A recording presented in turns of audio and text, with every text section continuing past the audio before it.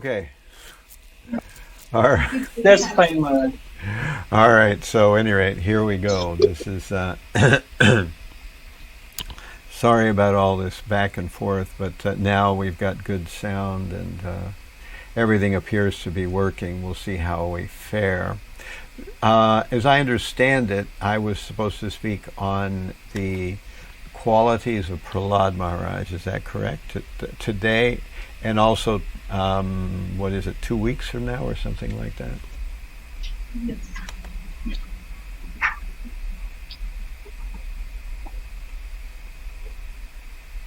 Yeah, November 19th. Yes, Maharaj. Okay. So today we are going to deal with the qualities of Prahlada Maharaj, which are mostly enumerated in the 7th canto of Srimad Bhagavatam. We have a lot of information about Prahlada. And of course, he was the son of a great demon, Hiranyakashipu, but he was a very exemplary devotee even from the beginning of his life. He was very, very devoted. And we learn, of course, that Prahlada Maharaj was, actually listening to Srimad Bhagavatam in the womb.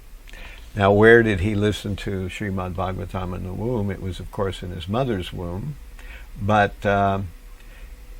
how did he hear in the womb? It was the fact that the demigods were afraid of the child of Hiranyakashipu. They were afraid that he would do something terrible because they knew what Hiranyakashipu was like, and they figured that Prahlada was a chip off the old block, that he would be another terrible demon like his father was. But actually, Prahlada was not a terrible demon like his father was. He was a pure devotee. And Prahlada, Narada Muni knew that, but the demigods didn't know that. So, because the demigods didn't know that, they had planned to wait for Kayadu, Hiranyakashipu's wife, to give birth, and then they would kill the child. At least they thought so. But they were stopped by Narada Muni, who told them, you see his little frame on the right there, he told them that actually Prahlada would not be a demon, but would be a great devotee, and they couldn't kill him, nor should they try to kill him. And so this is how Prahlada's life started. And not only, but when the demigods left, then Narada Muni took Hiranyakashipu's wife to his own ashram, and there he spoke Bhagavatam. And all the while he was speaking Bhagavatam, we discover that little Prahlada in the womb was hearing. Although his mother was sometimes not so attentive, Prahlada was very attentive, and he was hearing what the sage Narada Muni was saying. And of course, he was developing all kinds of good qualities. So, is there somebody asking a question, or it's just somebody needs to be muted? Oh, I guess it's so. Good qualities are actually the byproduct, or the end product, we could say, not really byproduct, but the real end product of all kinds of spiritual activity. In fact, we can see that if a person has so-called spiritual life or religious life, but they don't have good qualities, we understand that there must be something wrong in the process. In our everyday world, we usually think in terms of people joining religions, and they join religions more or less in a similar way that people join football teams or various kinds of clubs. They have just a sense of membership and nothing much more. They're not actually interested, or they don't have much knowledge of or commitment to the process involved in learning about the religion. So people are just basically team players, and that's it. But Prabhupada always said that a person who is actually genuinely Krishna conscious should exhibit good qualities. And one of the things we realize is that good qualities speak for themselves. Oftentimes we find religious people who are practically insufferable. It's hard to be around them because although they claim, or it appears that they're religious, their qualities are so difficult to accept or difficult to be around that one wants to excuse himself as soon as possible to get away from this so-called religious person. So this is not what we want in spiritual life. And it shows that there's something wrong with the process. We're not engaging the process correctly, or we are having some kind of, we're missing something in the process. That's what's really happening.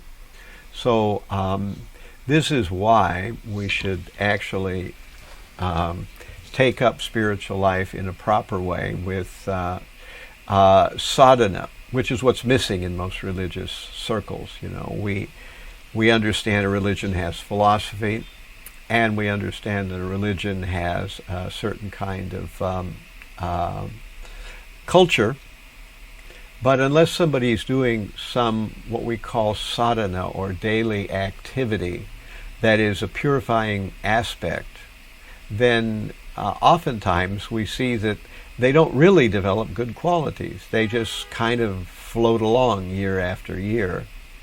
And they may be considered good team members for their particular religious group. They may be giving donations, but their qualities don't improve because there's no actual commitment to any kind of sadhana or any kind of personal, spiritual, daily activities. So sadhana means that, you know, for instance, for us, sadhana means to chant Hare Krishna, means to avoid four regulative principles, so those four regulative defects that we're supposed to avoid, meat eating, intoxication, gambling, and illicit sex. We should avoid those things. And then we should chant Hare Krishna. Of course, we have attending Mangal Artik, engaging in devotional service, going on book distribution, helping people to understand Krishna consciousness. All these things are also important, but if we do them, then we will automatically develop good qualities. And Prahlad, he definitely developed good qualities.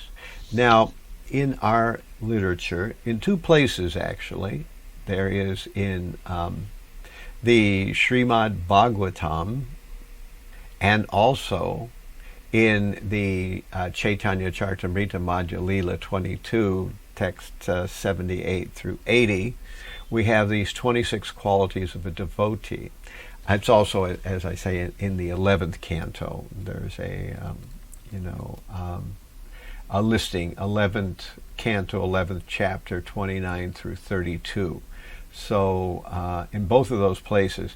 In the 11th canto, there's closer to what appear to be 28 qualities.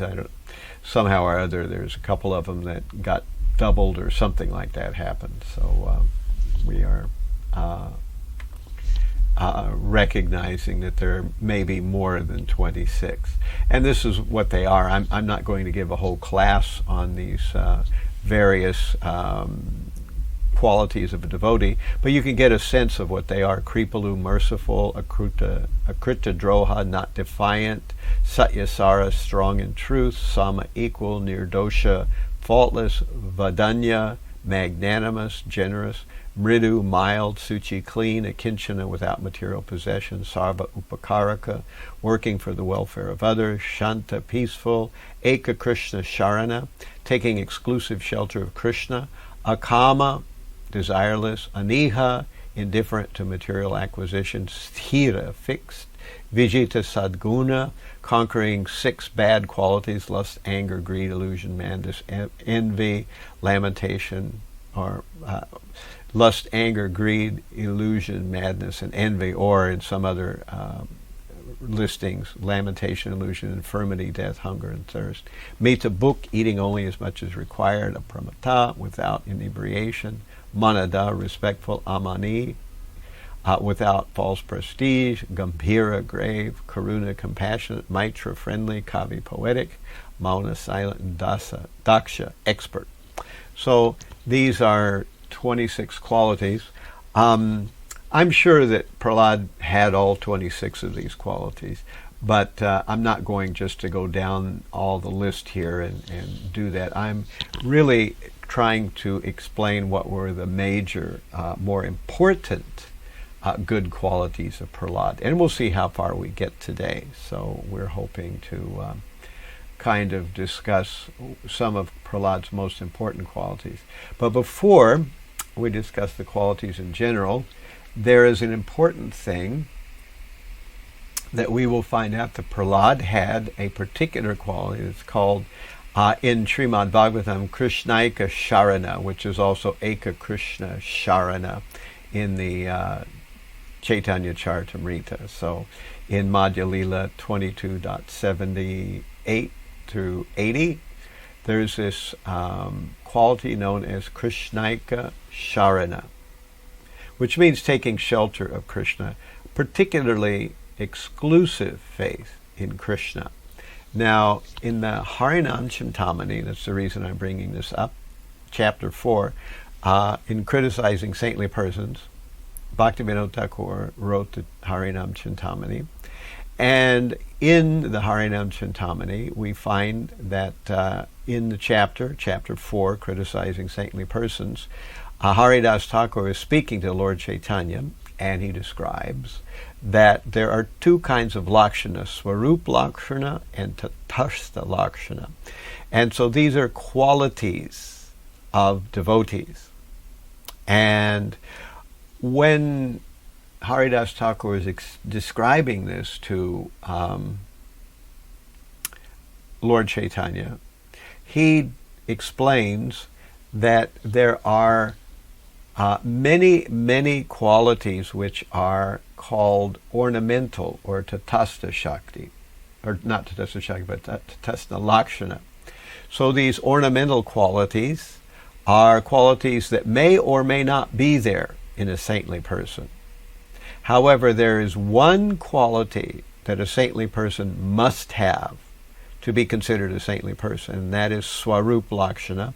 And that quality is, as we said just a minute ago, Eka Krishna Sharana, or Krishnaika Sharana, which means having exclusive faith in Krishna.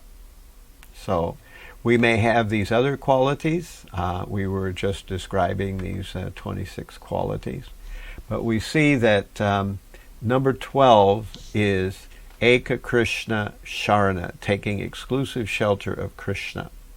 And these other qualities, like being merciful or not defiant or truthful or faultless or compassionate or friendly, poetic, silent, fixed, desireless, etc., these are considered then tatastha lakshana, or ornamental qualities. We do find, and the scriptures tell us, that a person who engages in devotional service will develop all the good qualities sooner or later. They may not have them right away. The drift of the conversation in the Harinam Chintamani is that a person may have not developed all 26 qualities yet.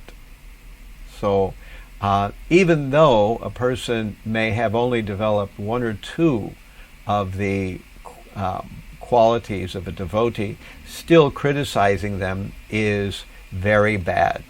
It is considered offense. So Haridas Thakur mentions that eventually a person will develop all the good qualities. They will develop them, but they may not yet have developed them. But of course, the one quality that they have to have developed to be a real devotee is, as we said, Eka Krishna Sharana. So one has to develop exclusive faith in Krishna. That means that we have faith in Krishna and not stretch it out over also faith in some demigods, or stretch it out or also have faith in some material process or whatever it is.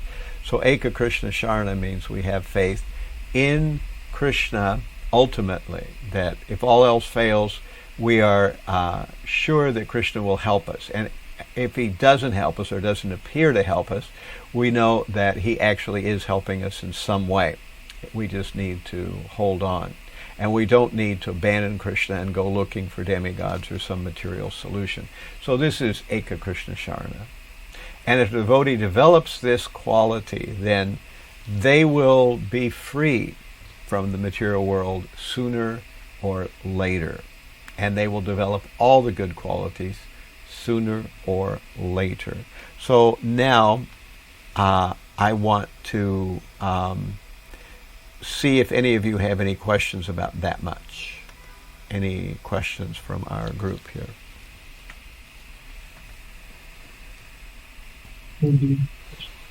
No, Maharaj. Okay. So that was part one, that we are discussing the fact that Prahlad has many good qualities. We discussed the fact that there are 26 qualities a devotee can have, at least ones that are principal good qualities. Those are mentioned in Caitanya Caritamrta and also in Srimad Bhagavatam. And we just mentioned that in Harinam Chintamani it tells us that one quality is essential to being a devotee, and that quality is Eka Krishna Sharana. So that's the most important quality. Now, also in Srimad Bhagavatam, we have this idea that there are the qualities of the demigods. There's this verse, and this verse is in Srimad Bhagavatam, Yas Yasti Bhaktir Bhagavati Kinchana Sarvair Gunas Tatra Samasate Sura Harava Bhaktasya Kuto Mahadgunan Mano Ratena Sati Davato Bihi. All the demigods and their exalted qualities, such as religion, knowledge, and renunciation, become manifest in the body of one who has developed unalloyed devotion for the Supreme Personality of Godhead, Vasudeva. On the other hand, a person devoid of devotional service and engaged in material activities has no good quality, even if he is adept at the practice of mystic yoga or the honest endeavor of maintaining his family and relatives. He must be driven by his own mental speculations and must engage in the service of the Lord's external energy. How can there be any good qualities in such a man? So this verse is very important, and it's a very key verse in Srimad Bhagavatam. Prabhupada quotes it in many times, and let me see if I can find it. Here we go. It's in the 5th canto, and here we go. Bink, bink, bink. So, yes, yasti bhaktir bhagavati akinchana sarvair gunas tatra samasate sura harava bhaktasya kuto mahaguna mano ratena sato davato bihi. This is Canto 5, Chapter 18, Text 12. And as we just read, this is the translation.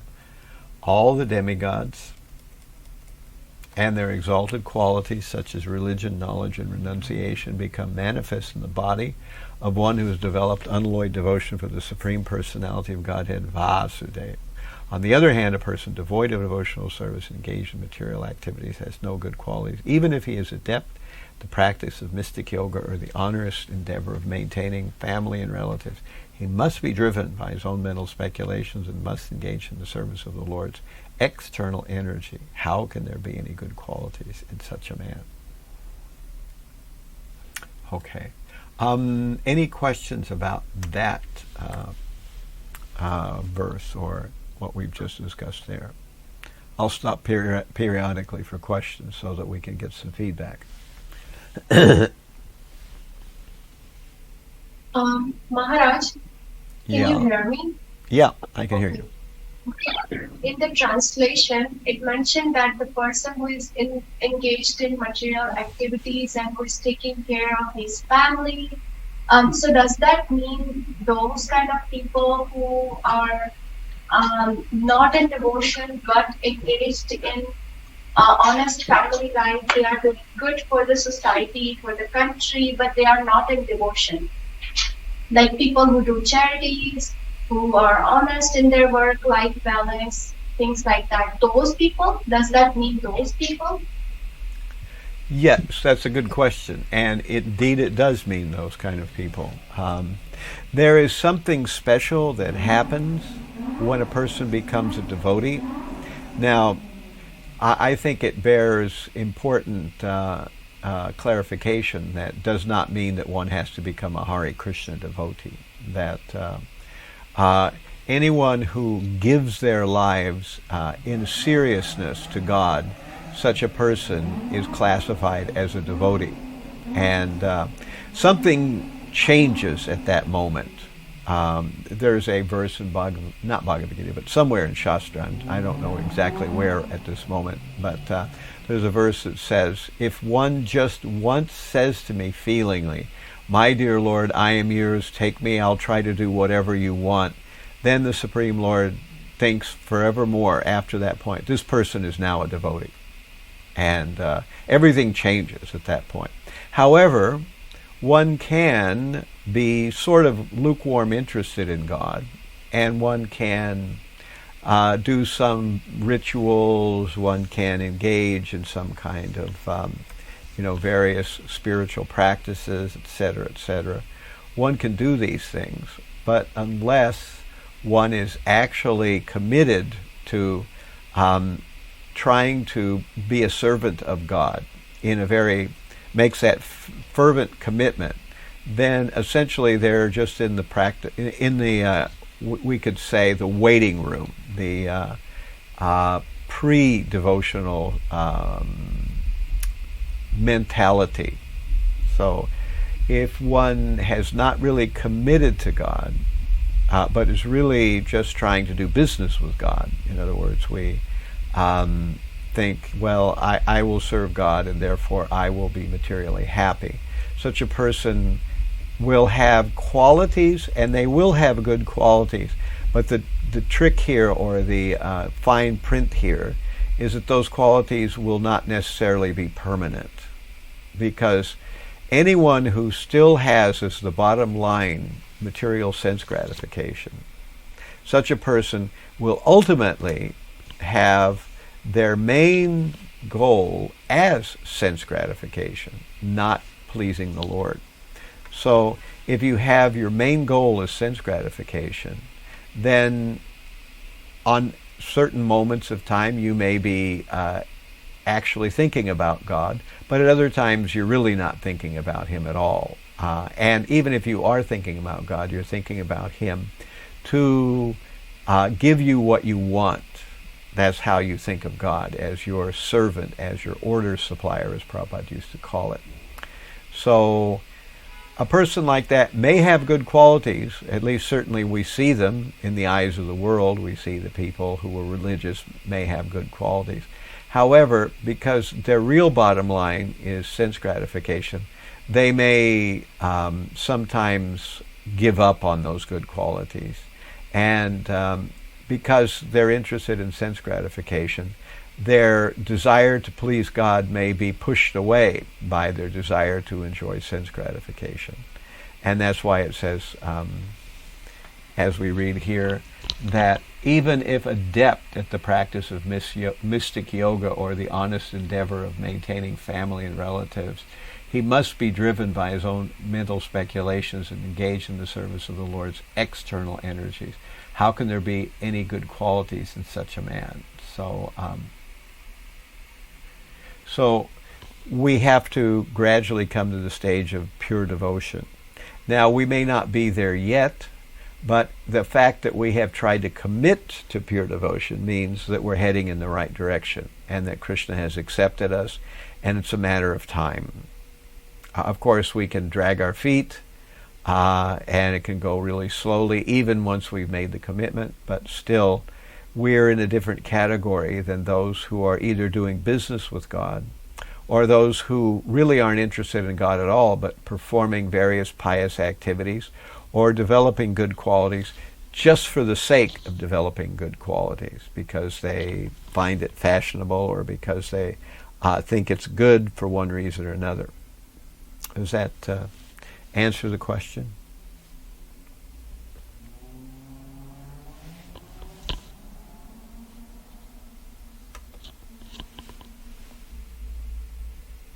Yeah, that does answer the question. Yes, Maharaj, thank you. Okay. So we begin to see that one of the first qualities that a devotee should have is, and that Prahlad certainly has, is kripalu, being merciful. So devotees should be merciful to all living entities. It's the quality that means we recognize that living entities are in the material world and they're suffering, and we are feeling that pain that other people are suffering in the material world, and so we try to help them to accept devotional service. Now, we are not God. We can't force anyone to accept devotional service, but we can give people an opportunity to accept devotional service, which they can either take or leave aside. And anyone who's done any kind of sankirtan or any kind of preaching activity knows that sometimes you're successful in helping people to understand Krishna and accept Krishna, and other times you are not successful. So the fact that we are trying in our own way, and we see that people can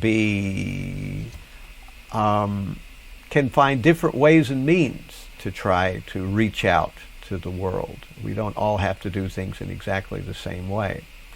But nevertheless, one of the first indications of an actual devotee is that they're merciful. And so Prahlad was merciful. And I want to ask our audience here, in what way was Prahlad merciful?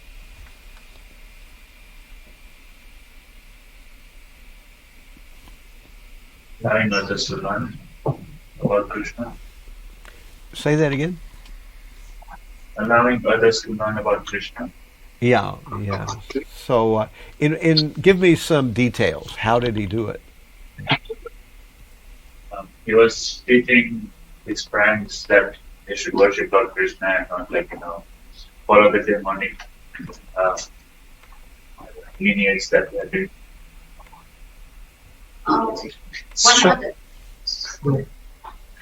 other example for Prahlad Maharaja to be merciful is at the time when his father was actually verge of getting death. He requested Lord that please to pardon. What is it, pardon? He was merciful enough to pray that his father should not. Wasn't it?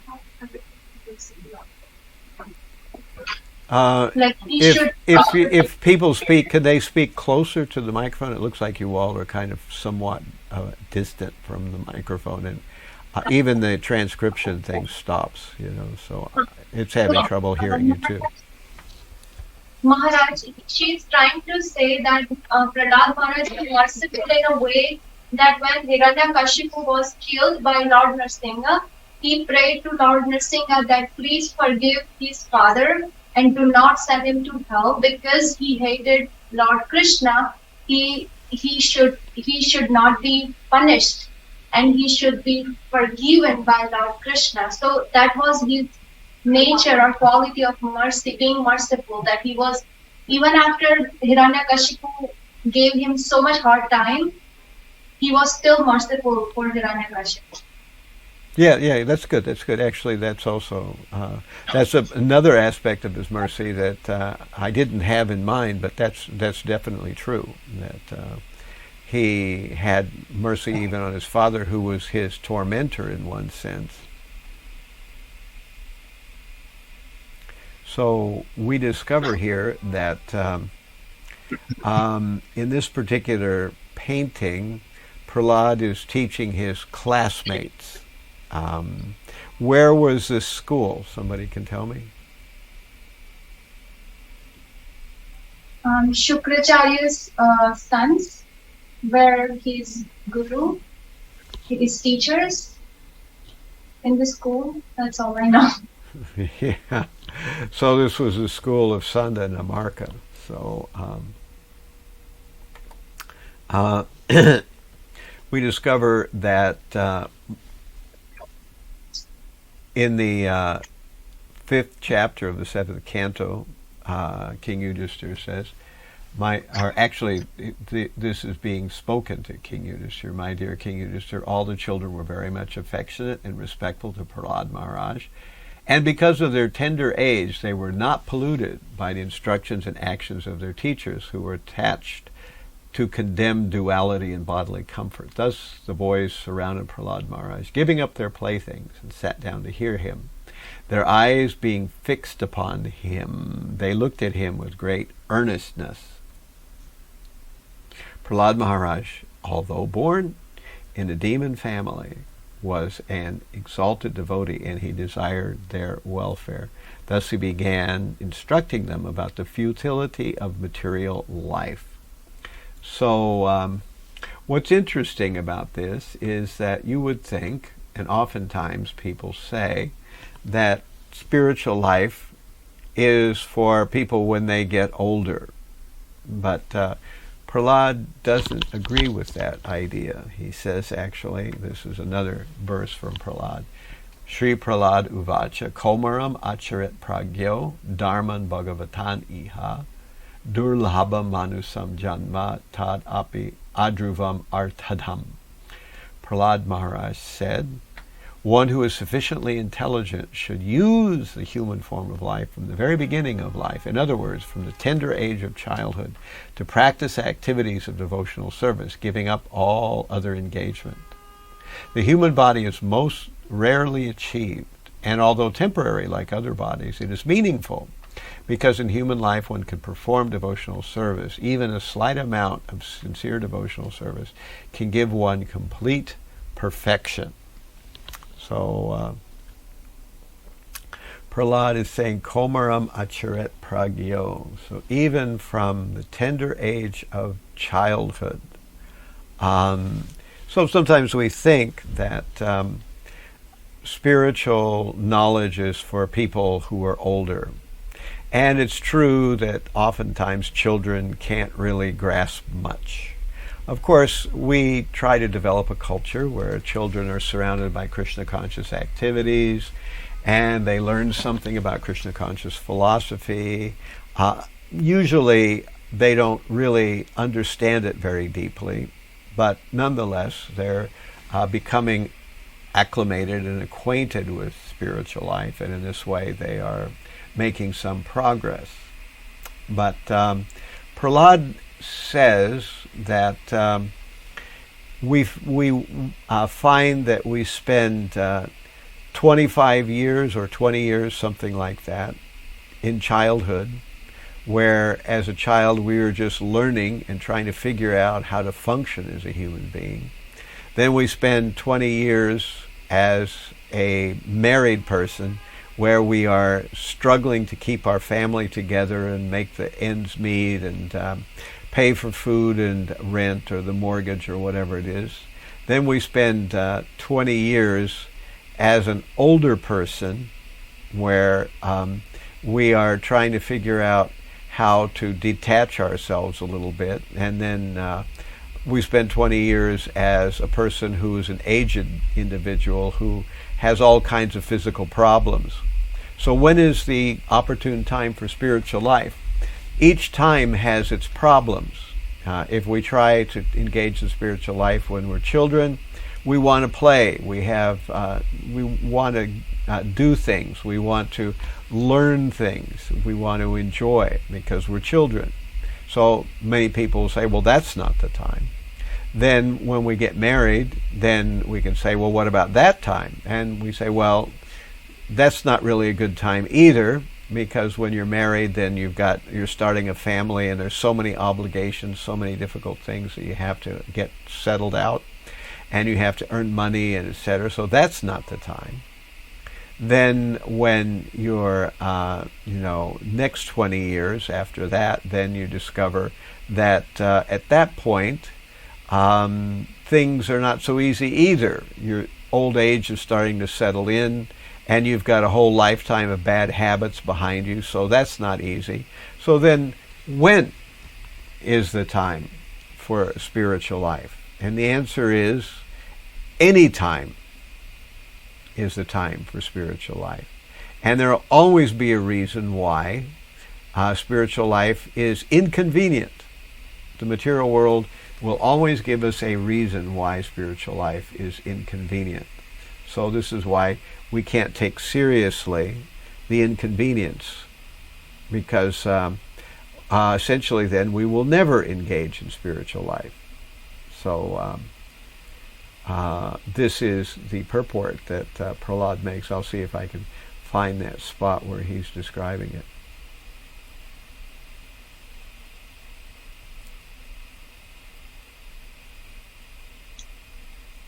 Okay, here is where... Yeah, you have a question? Hare Krishna Maharaj. Yeah. I have been facing some challenges as well, as you just mentioned, about finding the right time to start my spiritual journey. Although, I feel like I have started it, I'm a very beginner. But again, in this materialistic world, there are times when I'm being pulled. I feel like I'm not in my chanting, I'm being pulled by the forces of materialistic world. So what are your suggestions? Like, how can we get back to the spiritual world? What are the best practices for that? That's a good question too. Because at some point, we have to realize one very startling conclusion. And that startling conclusion is that no one can be Krishna conscious for us. We have to make ourselves Krishna conscious. No one can do it to us. No one can force us to be Krishna conscious. For us to really be Krishna conscious, there's only one person in the world that can make us Krishna conscious, and that's ourselves. So at some point, either sooner or later, earlier or later in life, you just come face to face with the fact that, hey, I've been a devotee for all this time, and I'm just going to kind of keep sort of buzzing along at first gear or second gear, or am I actually going to one day try to make myself Krishna conscious? And if I was going to make myself Krishna conscious, what would that mean? What would I have to do? So probably one of the most important things, which is the thing that I think we all have to really think of very carefully, is the idea of improving our japa. Japa is something that we have taken a vow to do. We chant 16 rounds, and we do that every day.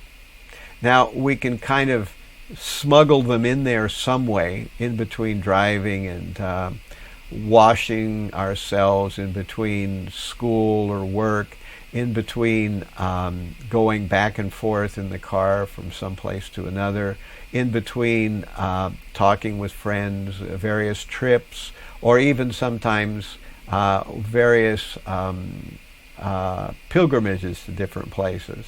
So we somehow smuggle our japa in there. But one day, it should come as a realization that japa is actually the center of our whole spiritual life.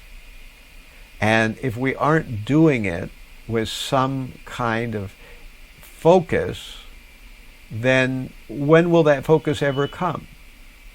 Will we always be doing japa as just something that we are getting out of the way? We know we have to do 16 rounds, so somehow we do it, you know. Of course, there are days that get away from us that we can't do anything about, but in general, one day we have to start thinking about, well, how can I make my japa better? Now, what the next devotee does may work for you or it may not work for you. That's why I think that for all of us, we have to find what in Krishna consciousness is the best way for us to absorb ourselves, especially in the chanting process, you know. For some people it's being by themselves, for some people it's chanting with others, for some people it's being in the temple room, for other people it's being somewhere else. For some people it's, trying to really focus on the sound, doing it a little bit at a time. Some people it's keeping a time clock. For some people it's going to these japa retreats and learning various techniques for increasing our meditation. Whatever works for you. But at some point you have to embark on the process of trying out different things that help or maybe don't really help that much for you. And then you'll figure it out one way or the other. But because you're trying, you are kind of doing something and then falling back to see, did it work? Did it help? Or it didn't help very much. If it didn't help very much, okay, move on to something else, try something else. And in this way, we are working our way through different processes until we find what really does work for us. And it seems to me that with both chanting japa and devotional service in general, what works for one devotee doesn't necessarily do the trick for another one. So there's this verse, yena tena prakarena mana Krishna niveshayet, somehow or other, whatever it takes, mana Krishna, always think of Krishna. So somehow or other, figure out what it takes for you and try to do it. You can try what other people are doing. What they're doing may work for you or it may not. But especially with japa, at some point we have to not just do japa as a grudging duty. We have to do japa as a important, real part of our life. I think in terms that we live in a world, in an external material universe, and that external material universe is usually encountered by us through the vision, through eyes. We see things, and of course we hear things as well, but mostly we live in the outside world of looking at things. And we relate to the world through our eyes and the world outside. But actually, there's also a world inside. And that world inside is a world we generally don't go to very much. It's a world that we find sort of strange. It's a world that we find dark. Because to go to the world inside, usually you have to close your eyes. You can go there with your eyes open, but mostly for most people, to even experience the world inside, you have to close your eyes. And when you close your eyes, suddenly you're in a different place than you were when your eyes were open. And you begin to realize that there's things going on inside there. You have feelings, and you may have other things going on inside there. So oftentimes when people try to chant Hare Krishna, they may discover that as they're chanting Hare Krishna, that they are trying to keep their eyes closed so they're not distracted, but they're going to sleep. So in that world inside, there's a door, and one of those doors is sleep, and another door is going to actual focus on the holy name. Those are not the same door. Those are two different doors. And if you're going to one, you have to recognize that you're tending towards falling in that door where you're going to sleep. And you have to try going to the other door. And if it takes it, then you have to stand up and you have to walk while you chant. Otherwise, I see people minute after minute, and even it goes into 20, 30 minutes, an hour. Person is trying to chant and they're just dozing off. If that's happening, then you have to stand up, because there's no point in trying to chant while you're half sleeping. Of course, you'll feel very rested after your japa, but it'll be very poor japa because you're actually sleeping. So the world inside has many unusual and amazing places, and in our whole Western culture, we don't spend much time thinking about the world inside. The yogis think a lot about the world inside. In fact, that's the whole world of the yogis. They engage in doing various breath control, and they do various postures, and then they can experience the world inside very vividly, just as if you were looking outside. But they're experiencing the chakras, and they're experiencing the world in the heart, and all those kind of things. So we shouldn't neglect the world inside, and we shouldn't neglect japa.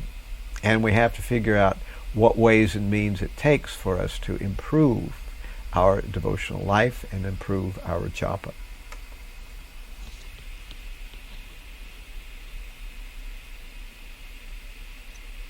Thank you so much, Maharaj. That was beautifully explained and very insightful. I think I got answers to a couple of the other questions as well that I've had. So thank you. Okay. So we were talking about Prahlad being Kripalu, or merciful. He was merciful to his father by wanting Nrsingadev to forgive him. And he was also merciful to his class friends, who he taught about Krishna consciousness in the Asura Kula, that they had with Sanda and Amarka. So Sanda and Amarka were teaching them politics, they were teaching them economics, they were teaching them all the kind of stuff that we generally find out about in our everyday schools. But these things may be useful, especially someone needs to have an occupation. So in general, we are from kindergarten up through high school, we are taught basic information. And then after that, then we start getting the knowledge of some particular vocation, usually speaking. And that's how our world is set up. And at no time does the educational system give us any information about who we are or what life is about.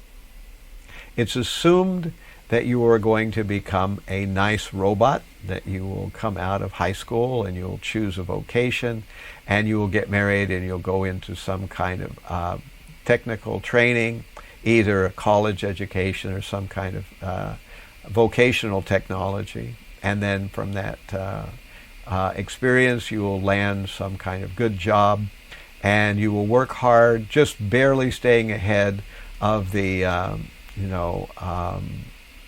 bill collectors, and then your whole life will shoot by, and you'll wonder what happened. I'm suddenly 60 years old, I'm 70 years old, I'm collecting unemployment now, and where did my life go? What was I actually after? So the next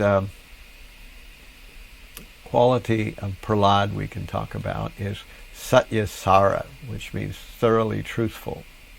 So what's interesting is that Prahlad, he was teaching his classmates, which didn't sit well very much with his father or his teachers.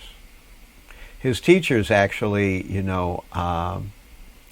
began to understand that Prahlad was teaching their students. He was teaching not just one or two, but he was actually taking over the class. He was giving his own instructions. And as we said, he was trying to convince them that the human life that we have is very short. So every human being has a minimum duration of life of 100 years. But for one who cannot control his senses, half those years are completely lost because he sleeps 12 hours, being covered by ignorance. Therefore, a person has a lifetime of only 50 years. So this is one of the ways Prahlad is explaining the situation. So in the tender age of childhood, when everyone is bewildered, one passes 10 years. Similarly, in boyhood, engaging in sporting and playing, one passes another 10 years. In this way, 20 years are wasted. Similarly, in old age, when one is an invalid, one is unable to perform even material activities, and one passes another 20 years wastefully. So, if you count this up, you see that we waste half of our years sleeping. That's 50 out of 100 years we lose, so there's only 50 years left. And then we waste 10 years in childhood, that's 40. On 10 years in boyhood or girlhood, we lose another 10 years, which means we only have 30 left. And then in old age, we are wasting another 20 years, which gives us 10 years. So out of 100 years, there's only 10 years left. And so we can see that this whittles down the time that a person can actually engage in devotional service. And we can't wait for the opportune time. The opportune time is when we decide to make an effort to do it. It can be in childhood, youth, or old age, or even in very old age. But just bear in mind that those people who try to engage in Krishna consciousness when they're very old, they have a lifetime of bad habits already. So it's very hard at that point. Even if one understands the necessity, then it's not easy to do.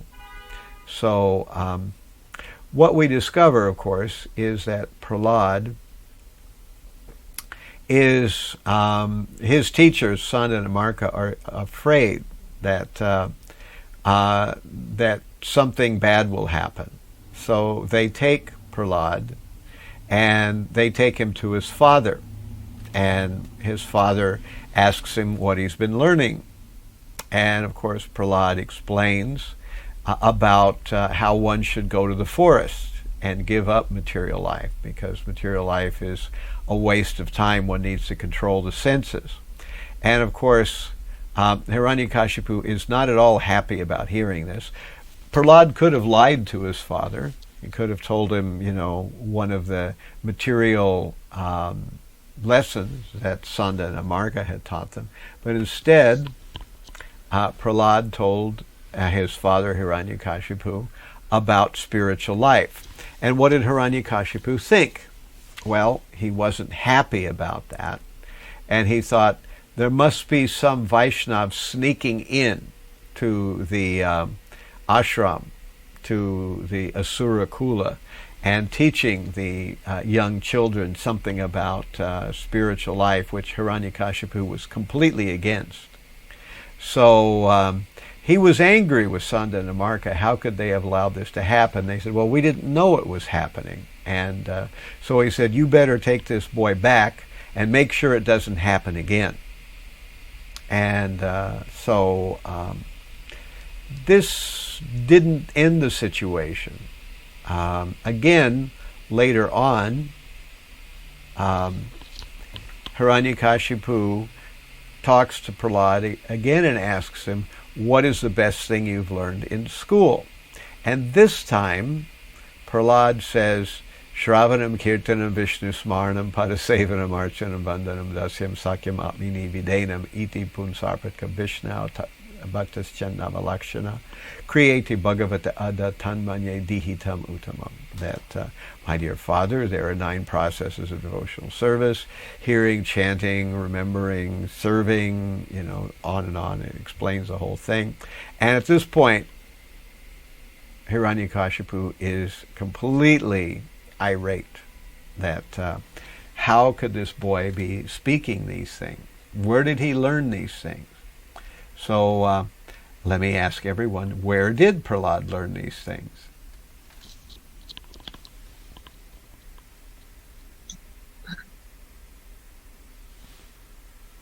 In the womb. In the womb of Mother Maharaj. Yeah. So how specifically did he learn them in the womb? Hearing. Hearing. Yeah. Who did he hear from? Narad. Yeah, he heard from Narada Muni, because Narada Muni was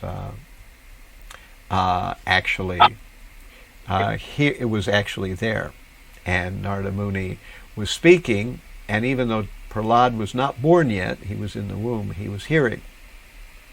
So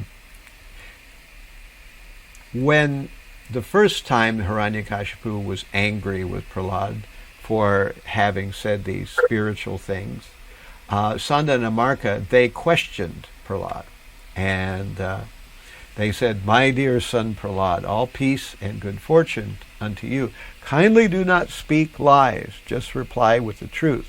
These boys you see are not like you, for they do not speak in a deviant way. How have you learned these instructions? How has your intelligence been spoiled in this way?" So Sadhana and Amarka are wondering what is going on. Where did Prahlad learn these things? So this makes a big difference. Now let's hear what happens next.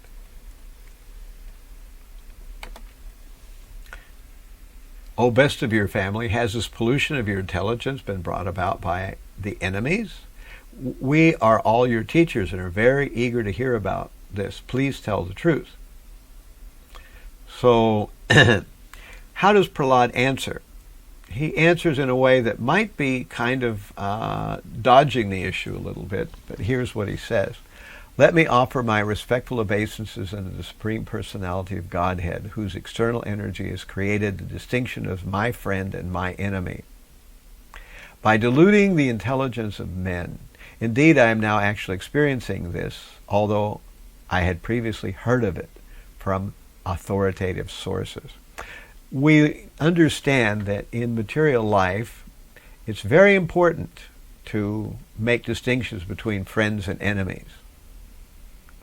Hiranyakashipu is constantly making distinctions between friends and enemies. We see that Sanda and Amarka, his teachers, they're making distinctions between friends and enemies. So what is a friend? A friend is someone that helps me in my sense gratification. And what is an enemy? An enemy is someone who is an impediment in my sense gratification. So most people look out through the entire world and they label everyone that they know with friends and enemies based on, if this person brings me sense gratification, that person is my friend. And if this person hurts me in my sense gratification, then this person is my enemy. But although Prahlad here is describing that now he's actually witnessing how people make this distinction between friends and enemies, because Sanda and Amarka are making it. And they're making it because their leader, their employer, Hiranyakashipu, also makes that. So here is what Prahlad says. When the Supreme Personality of Godhead is pleased with the living entity because of devotional service, one becomes a pandit and does not make distinctions between enemies, friends, and himself. Intelligently, he then thinks every one of us is an eternal servant of God, and therefore we are not different from one another. There's a section in Bhagavad Gita like this as well, about understanding, how to relate to other people. And a person in the mode of ignorance thinks in one way, a person in the mode of passion thinks another way, and a person in the mode of goodness thinks yet another way. And later, Prahlad will say something even more interesting, which he will say to his father, in this case, not to his teachers, and that is in 7, 8, 9. That's why I remember the verse, because it's here. And this verse is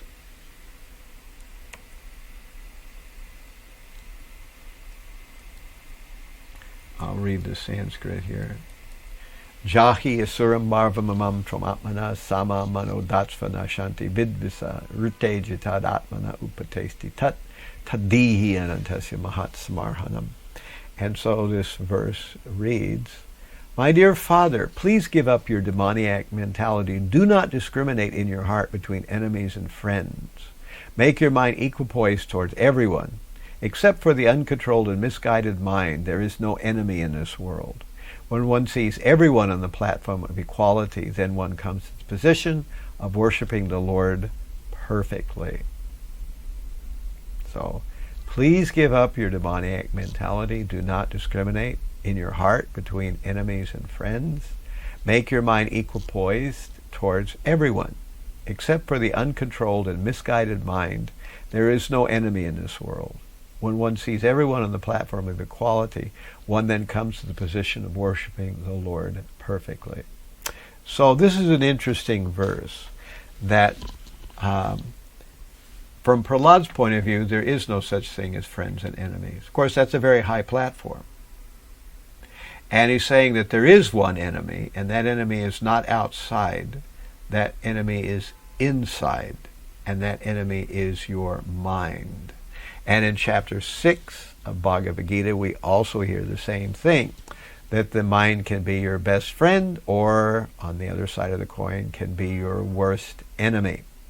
So we have to make the mind our friend, which we do through the process of devotional service and chanting. So by controlling the mind, we gradually make it our friend. But if we do not control the mind, our mind will control us instead, which is certainly not very good. So this is one thing we should always remember. And a little bit later on we'll talk about Pandita Samadarshana, because that's also what's implied in this verse, that we hear that the humble sage sees by equal vision a learned and gentle brahmana, a cow, a dog eater, a cow, elephant, dog eater. So he sees all these various living entities as parts and parcels of Krishna. He doesn't exactly treat them all the same way, but he sees them all as parts of Krishna. And so a devotee doesn't see in terms of who brings me sense gratification and who impedes my sense gratification, but he sees in terms of this person can help me in my Krishna consciousness, or this person, I can help them in their Krishna consciousness. Or there are some people where the devotee sees, this person I just need to avoid. So that's kind of what's there in the verse in the I believe 11th canto, where the 9 yogendras are talking to Maharaj Nimi, and they talk about 4 different distinctions that the Madhyamadikari makes. Any questions about what we just discussed there? Any questions? Maharaj, I have a question or maybe confusion. Listening to this quality of being truthfulness from Prahlada Maharaj, when obviously we want to also develop the same quality in ourselves, but sometimes for some reasons we rely on small things, and we think that we are relying just to serve Krishna or to serve something, so we are on the right direction, so it's okay to lie. So is that the right mentality to lie when we are serving in temple, when we are serving for any reason? Just I personally think I develop that tendency sometimes. So is that okay, or is it not okay to do that? Sorry, it might be the not the appropriate question in this way, but just I was thinking when you were saying truthfulness, I was like, that's the same quality I also want to develop, but sometimes I'm not able to do that. Just my mind tricks me saying that, oh, you are serving, so it's okay to lie. Is it okay, or we should not do that? So let me see if I understand your question. You're saying that are we talking about white lies here, or we're talking about the kind of gray borderline between White and gray both lie. Yeah, right. So it's generally not a good practice to get into the idea of being untruthful. However, in everyday society, we see oftentimes, somebody tells you, well, how are you doing today? And you actually just have a stomach ache. You don't want to get into talking about the stomach ache, so you say, oh, I'm okay. So, there are things in that category which are not particularly important. But in general, we should, sometimes people feel the need to say unpalatable things on the pretext of being truthful. And sometimes people even use our philosophy much the same way as a person might use a club. They are, hitting people over the head with the philosophy. We should have the right motivations when we speak. And so that's why one of the qualities of devotee is gambhira, or graveness. So we have that was one of the 26 qualities of a devotee. Grave means that sometimes we could speak, but we don't.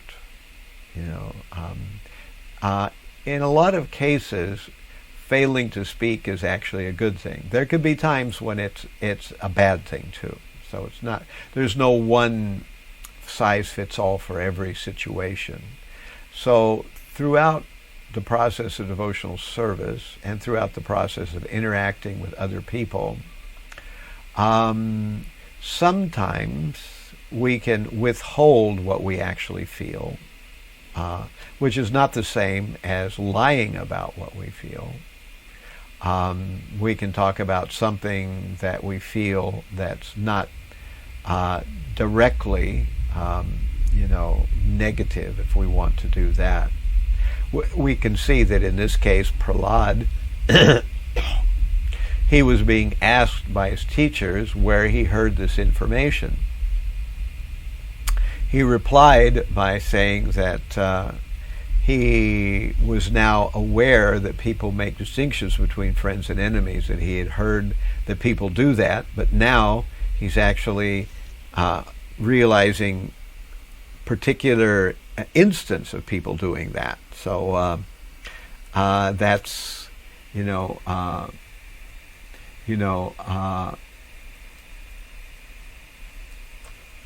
Prahlad's way of kind of sidestepping the question. He didn't exactly answer the question, but he answered something about it. And so sometimes we might do that.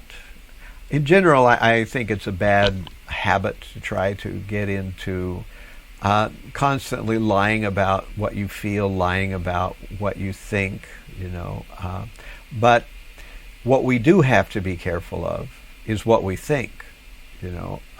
If we are constantly thinking bad things, then we either have to lie about them or we have to say them, which could be offensive too.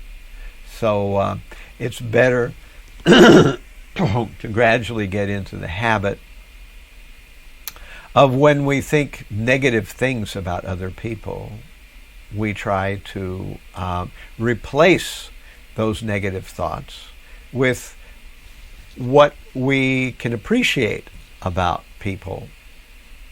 And I think this is an important habit to get into. I try to cultivate this habit that when I catch myself thinking negative things about people, I go back to the same person and I try to understand, well, what do I think is good about this person? And I try to think about the positive things.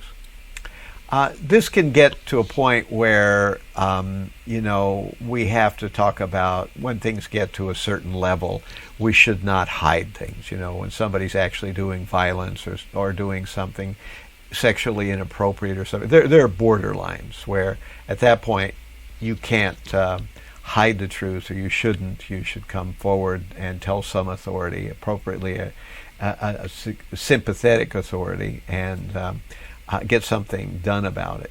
But in most cases, we should try to think of people, especially devotees, in a good way, even if they cause us disturbance. And that's generally the right thing to do. So that's how I would respond to the question. It unfortunately doesn't have a black and white answer, but I think that we should trend away from saying untruth, even when it's kind of formalities. Although in some cases, these basic formalities, like how you doing and that kind of thing, that doesn't count. But and then we should have the tendency to try to think good things about other people. So if we were asked what we really thought, we could say what we really thought and not have it be some kind of offensive thing.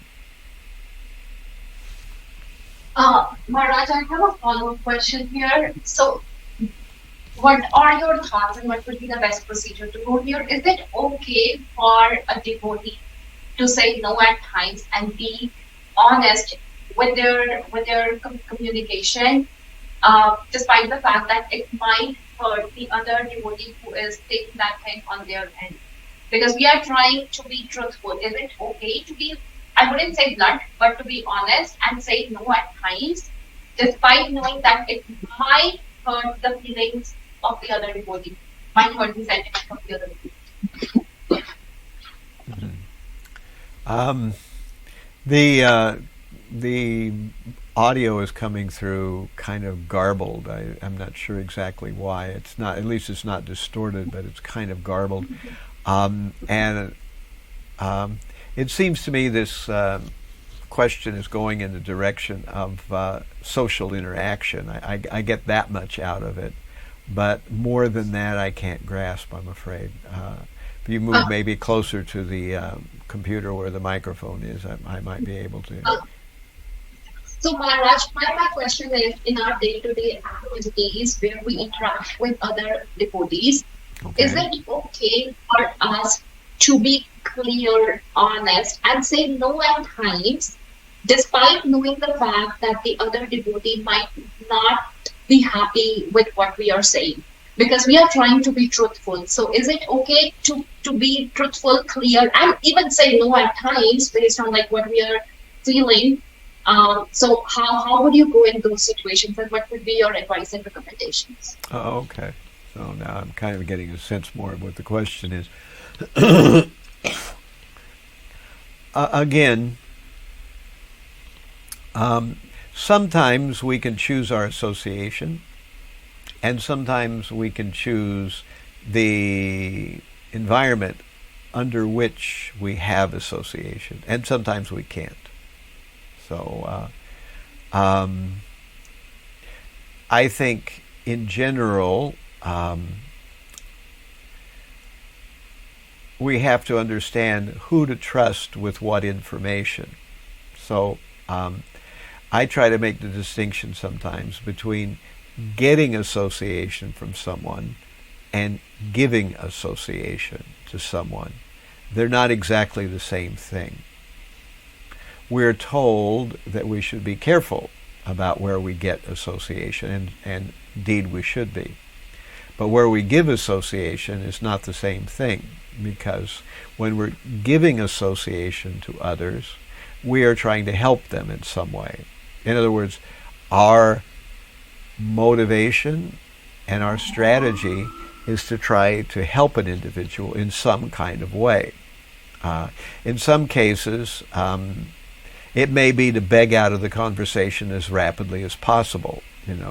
Sometimes conversations are obviously headed in a bad direction, and we would probably come out ahead by just suggesting that we have to do somewhere, we have to use the bathroom or something like that, and we have to be somewhere, or we're expecting something, or we've got an appointment to make, and we just beg out of the conversation.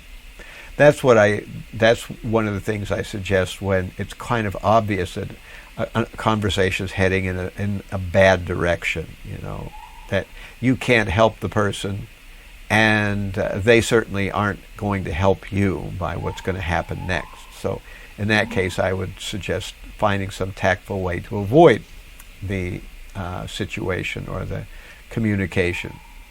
Now, if you do have an understanding of how to help the person, then you can respond to them by trying to help them, as opposed to necessarily, like in a tennis game, one person bats the ball one way and then the next person bats it back the other way, and then you bat it back the other way. You don't necessarily have to respond to the question or the line of thinking or the direction that the other person is moving in. You can respond in a completely different direction, taking the conversation into another direction, a direction that might be more helpful for you and them, if you know how to do that and if you have a sense of how to do that.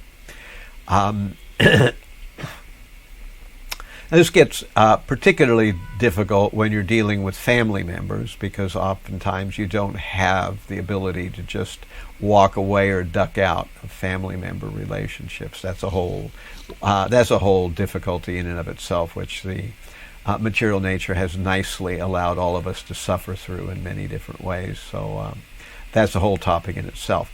But as far as friendships and social interactions, I think we should always have a sense of triage in our mind, of whether, by triage I mean evaluating where this conversation is going and whether it's helping me or not.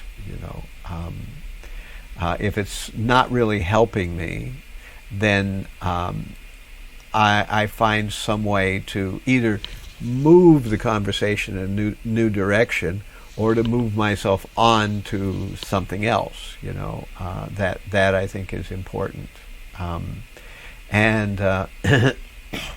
Sometimes a person just needs sympathy. In other words, they need someone to hear what they have to say. They've gone through some difficult issue or period, and they want you to help them by at least just hearing from them. Oftentimes, you don't have to do anything more than that. You just have to hear them out. You don't have to give them a solution or a strategy. You just have to listen to what they've been through. And oftentimes that in itself is therapeutic. You can do that for people. And again, there are all sorts of other types of social situations where people are trying to challenge you, or people are trying to give you gossip, or people are trying to create some kind of faction. There's all kinds of reasons why people have communications. And if we see that the communication is not a very good one, then instead of thinking in terms of being truthful or false, we can think in terms of whether this conversation is worthwhile or not. And if it isn't worthwhile, we can kind of figure out how to move on to a different conversation, or how to move out of the conversation altogether. And if we discover that there are people in our circle who are quite commonly bringing us into conversations that we'd rather not have, because the conversation leads downhill, it leads into either fault finding, or it leads into factionalizing, or it leads into confrontations of various kinds, then we can just kind of say, I don't want to go there. I'm fine, and move on to something else. And if they're not happy with that, then you eventually kind of move out of their circle of acquaintance. Does that help answer the question? Am I in the right ballpark? It It definitely, yes, Maharaj. Thank you. Yeah, sometimes it's not a question of being truthful or false or being honest or dishonest. It's a question of what the purpose of the conversation is. You can't, if a person's not willing to hear something, or if you've tried to explain something and they are not really interested in getting what you're trying to explain, then there's no need to repeat it. A lot of times in personal interactions, it's not a question of knowledge, it's a question of intention. So a person has an intention, even if you give them knowledge that their intention is wrong, they're still going to have the same intention. So why bother? At some point, there's no reason in prolonging the difficulty, and no reason in being false or dishonest, just a reason in bringing the conversation to an end and moving on. Okay, so let's see where we're going to go next here. We've got truthfulness and sama is equal. So this is that verse in Bhagavad Gita, Pandita Samadarshana, that the humble sage sees with equal vision a learned and gentle brahmana, an elephant, a dog, and a dog eater. And so all these are different entities. And this was certainly Prahlad. He saw with equal vision. We've just discussed how Prahlad actually thought about this idea of friends and enemies. We see that he tried to explain this to Sanda and Amarka. I don't know whether they got it. It doesn't.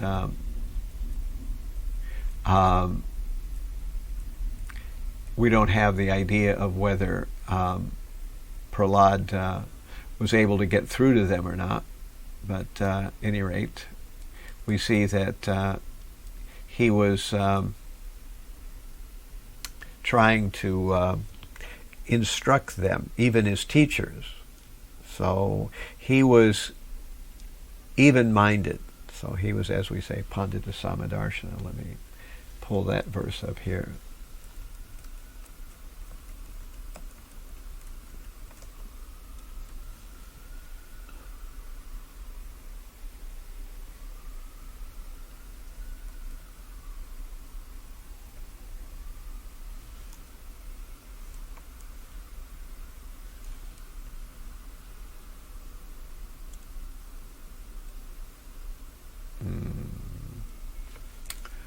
Okay, so that is, I'll have to do this.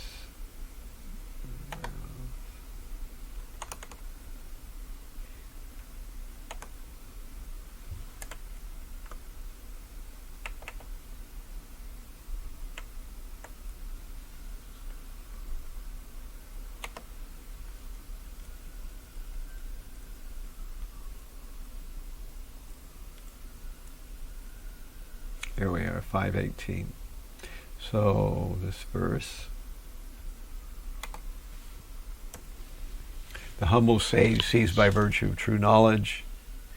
The humble sage by virtue of true knowledge see with equal vision a learned and gentle brahmana, a cow, an elephant, a dog, and a dog eater. This is from, of course, Bhagavad Gita. Vidya Vinaya Sampanne Brahmani Gabi Hastini Shuni Chaiva Sopake Chat Pandita Samadarshana. So we learn that a brahmana sees these various living entities with equal vision. As Prabhupada tells us, though, that does not mean that he treats them identically. We don't treat a dog the same way we would treat a brahmana.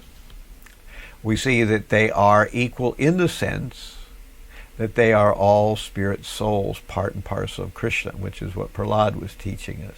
So these living entities are actually all coming from Krishna, but they are differently situated in different bodies due, to their previous karma. That's what makes them different. So their previous karma means that one is now in a dog body, one is now in an elephant body, one is now in a cow body, one is now in a dog eater's body, etc., etc. So these different bodily features are a result of one's past karma.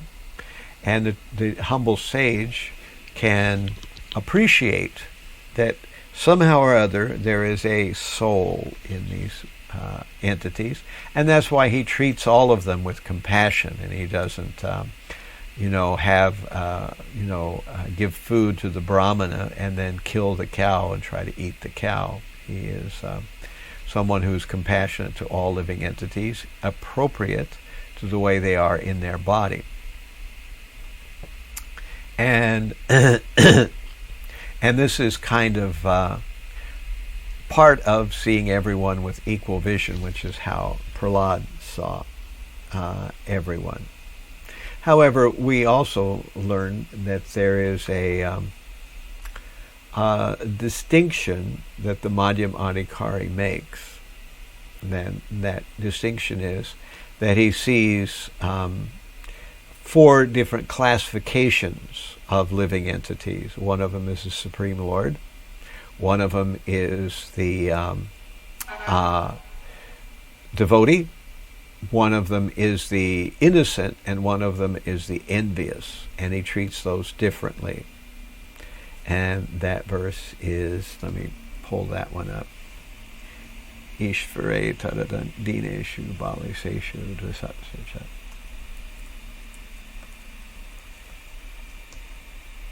Here we go. This is in 11th canto. Ishvare tadadineshu baliseshu dvisatsucha prema maitri kripopeksha yakaroti samadhyamaha. So this is how Madhyam Adhikari sees the world. Intermediate or second class devotee called Madhyam Adhikari offers his love, the personality of Godhead, is a sincere friend to all devotees of the Lord, shows mercy to ignorant people who are innocent, and disregards those who are envious of the Supreme Personality of Godhead. So this is kind of a good rule of thumb, as we were talking about before, for these conversations, that you have. You discover, which category do these people fall in? Is it if it's a devotee, you're a friend to them. If they're persons who are ignorant about spiritual life, you show mercy by trying to explain spiritual life to them. And if they're envious, then you ignore them, or you disregard them, as it says here. So upeksha, you neglect them. So that's the way that the Madhyam Adhikari behaves. So we see everyone equally as spirit soul, and yet we treat everyone based on this sort of way of categorizing that we have the Ishvare, which is the Supreme Personality of Godhead, the Tadadineshu, persons who have taken fully to Krishna consciousness, in other words, the devotees, Baliseshu, the neophytes or ignorant, and Dvisatsu, the envious people. And how do we deal with them? Prema, or love, is for the Supreme Lord. Maitri, or friendship, is for the devotees. Kripa, mercy, is for those who are neophytes. And upeksha, negligence, is for those who are dvisatsu, or envious. So,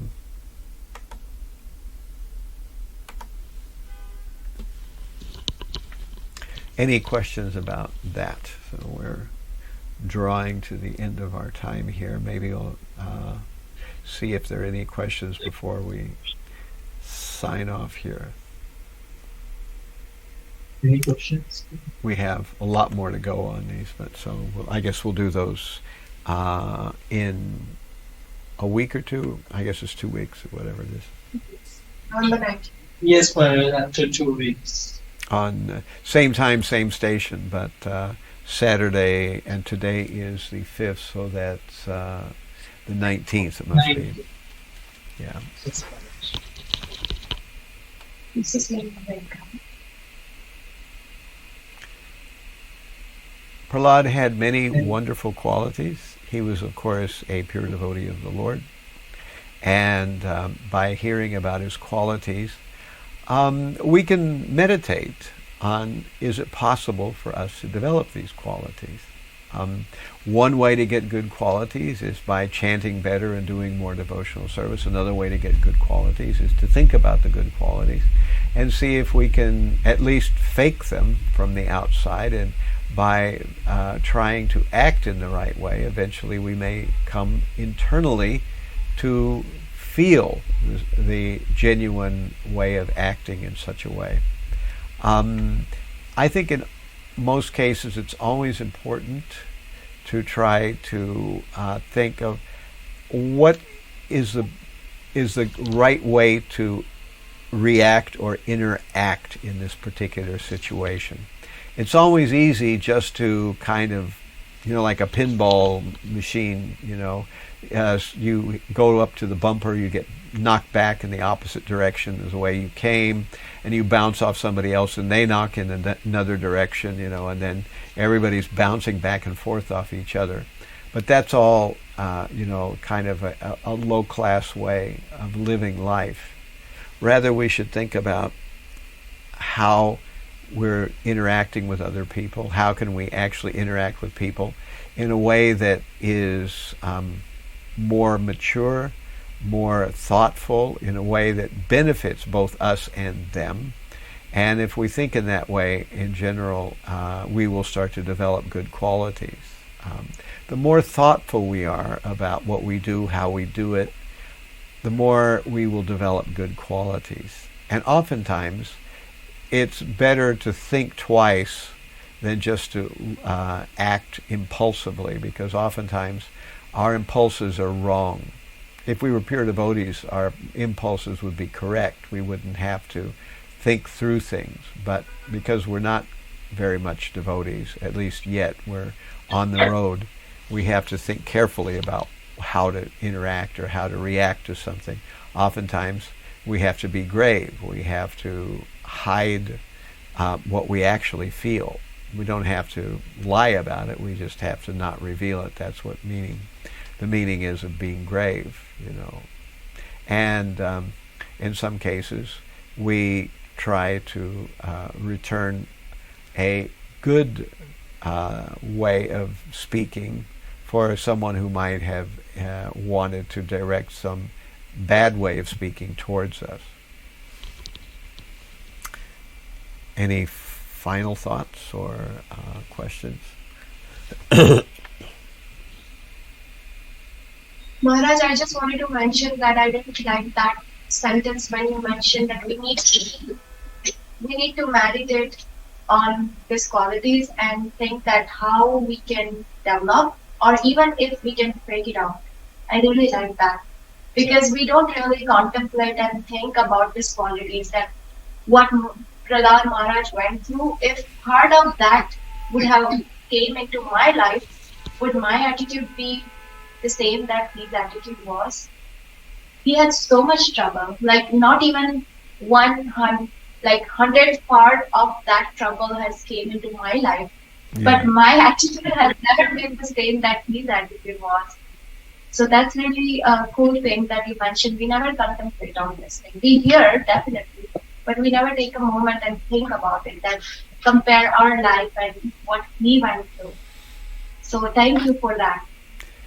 Yeah, I think in general, we all know what it's like sometimes to be around someone who has a very nice way of dealing with other people, and we appreciate it. Even if, as I was saying at the very beginning, even people who don't have good habits or good qualities, even people who don't even believe in good qualities, still feel a certain good feeling in being around someone who deals with others in a thoughtful way, in a virtuous way.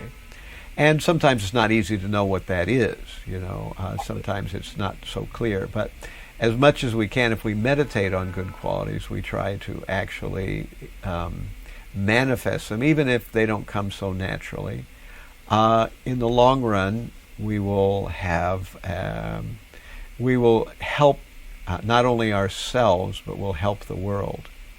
And if we get into the habit of praying for the benefit of other people and wanting genuinely to help other people, then also our life will have a beneficial effect on all those people we come in contact with.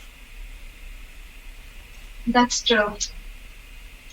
So thank you very Thank much you. for that comment. So, all right. So we're at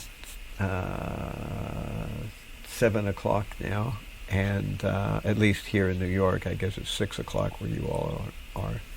So thank you for this opportunity to speak to all of you, and we will see you again on the 19th. So all We glories should to... just chant Hare Krishna Mahamantra for Maharaj. Hare Krishna, Hare Krishna, Krishna Krishna, Hare Hare, Hare Rama, Hare Rama, Rama Rama, Hare Hare. Thank you so much, Mara, for giving your wonderful association.